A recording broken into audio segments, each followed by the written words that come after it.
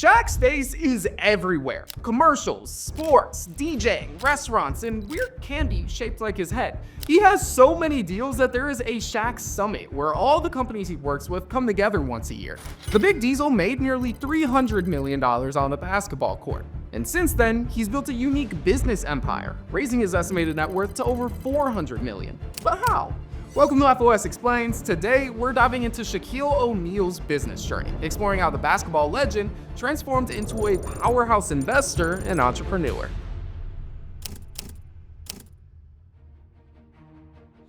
Shaquille O'Neal was one of the most dominant players in NBA history. He played 19 seasons, won 4 rings, 3 finals MVPs, and earned over $286 million on the court. But his first off-court win came while he was still in the NBA. Magic Johnson had told Shaq to start investing early, and in 1999, O'Neal met a well-known Silicon Valley investor, Ron Conway.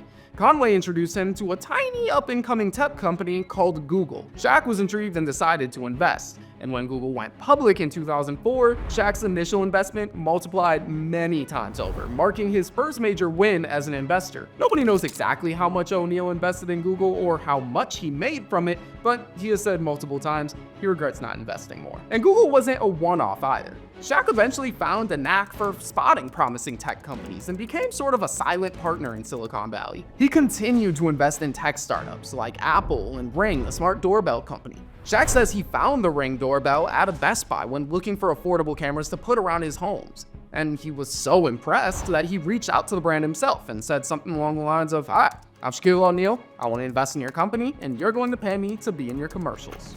Ring ultimately became a massive success, and Shaq's initial investment paid off handsomely when Amazon acquired it in 2018 for over $1 billion. Shaq also became an investor in Lyft before the company went public in 2019, and that became a huge hit. Shaq's investment strategy was about more than just luck. He made a rule to only invest in products or companies that he personally liked and/or used. This led him to focus not just on tech, but also on consumer-focused brands with wide appeal. And with a strong foundation in tech investments, Shaq eventually began branching out into other industries.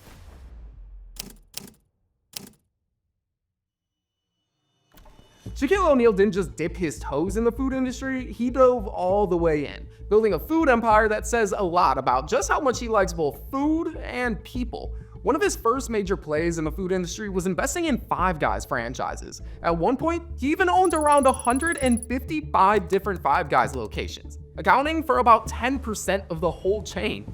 In 2016, he decided to sell his franchises, allowing him to expand his investments in new markets. Aside from Five Guys, Shaq has also owned 40 24-hour fitness gyms, 150 car washes, a Krispy Kreme in Atlanta, 17 Auntie Anne's pretzel stands, and 9 Papa John's franchises. And in 2018, Shaq launched his own restaurant chain, Big Chicken. This one was a personal project. Shaq drew inspiration from his mom's recipes as he envisioned a fast casual restaurant that tasted like his favorite childhood meals. Today, Shaq's chicken shop already has more than 30 storefronts across the United States, including in airports, sports arenas, and even on a couple cruise ships.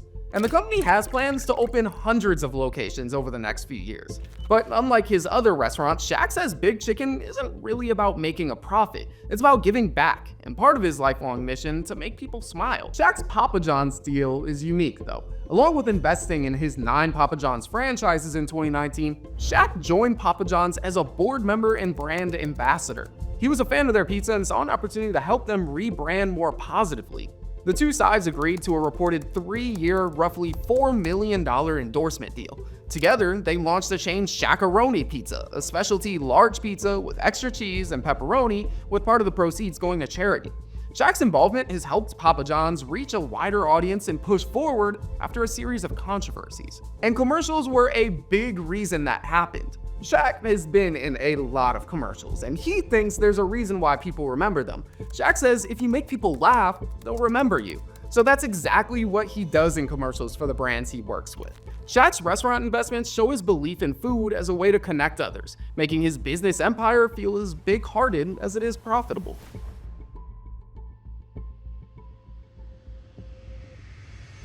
Shaq has become one of the most recognizable faces in sports media and entertainment as a whole. A large part of that has to do with TNT's Inside the NBA. Shaq joined the show after retiring from the NBA in 2011. He filled a chair that was previously shared by a rotating cast of Magic Johnson, Reggie Miller, and Chris Webber. O'Neal was the final piece that came together to assemble the now iconic and fan-favorite show, joining Ernie Johnson, Charles Barkley, and Kenny the Jet Smith. He's signed multiple contracts and extensions with the show, but his TNT salary isn't public knowledge. But if you look at his co-stars, Kenny reportedly earns $16 million a year from TNT. Barkley's current deal reportedly pays him $21 million a year.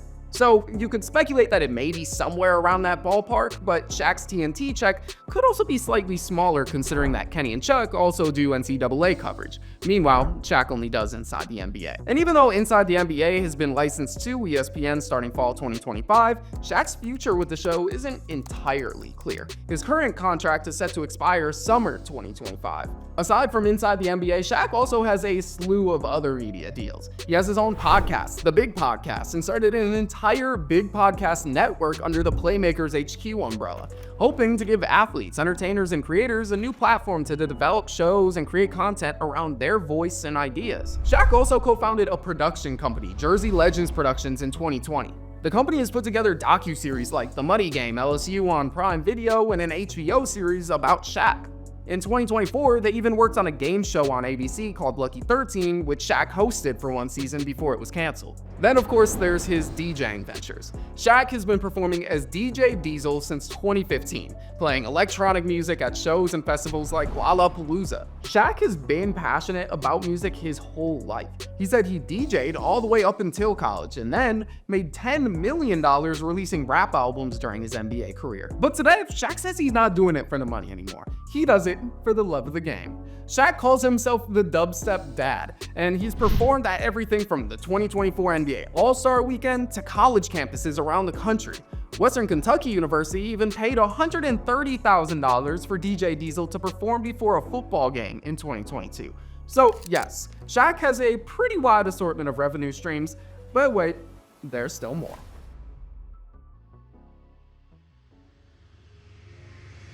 Shaq has a whole bunch of other business deals that don't quite fit into one category. He was an early investor in vitamin water. He became an investor and partner in vitamin water back in 2007 and has even been featured in a number of commercials and the drink's packaging. Coca-Cola ended up buying its parent company for $4.2 billion, which ultimately reached Shaq big rewards. He's now also the second largest independent stakeholder in Authentic Brands Group, a brand management firm that owns Reebok and the likenesses of celebrities like Marilyn Monroe, Elvis Presley, and O'Neal himself.